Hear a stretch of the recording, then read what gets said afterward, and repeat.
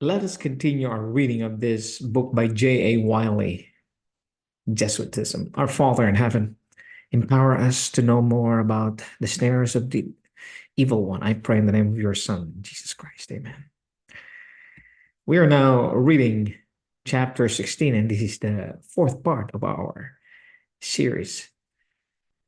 J.A. Wylie wrote, page 84, second paragraph.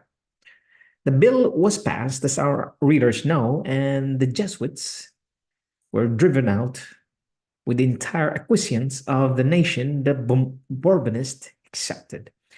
It is instructive to mark that their expulsion is not the act of a hostile minister or an unfriendly cabinet. It is the deed of a nation of France.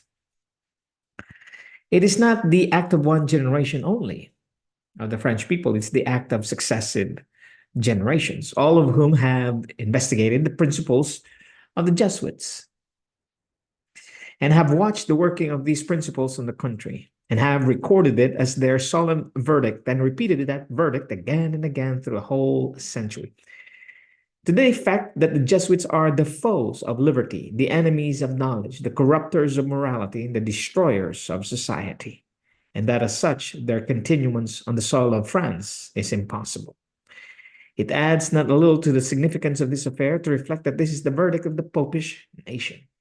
It is not Protestant England, but Popish France that has sat in judgment on the Jesuits and has solemnly recorded her verdict against them in her statute book, that has kept that verdict there unaltered during a long century, that has again and again acted upon it, and that once more proclaims that she cannot, with due regard to her liberty and morality, permit this order of men to remain on her soil. The judgment of England would have carried weight. That of France is crushing. But the crushing weight of this judgment falls on a far larger confederation than the Society of Jesus. It is the principles of the Church of Rome on which France has sat in trial, on which she pronounces this condemnation. The condemnation of the Jesuit is the condemnation of Rome. It is the so-called church weighed in the balance by her own sons and found wanting, so grievously wanting that neither liberty, nor knowledge, nor morality, nor even society can exist alongside with her. We'll read the next chapter the next time. May God our Father bless you, and His only begotten divine Son, Jesus Christ, be gracious to you now and forevermore. Amen.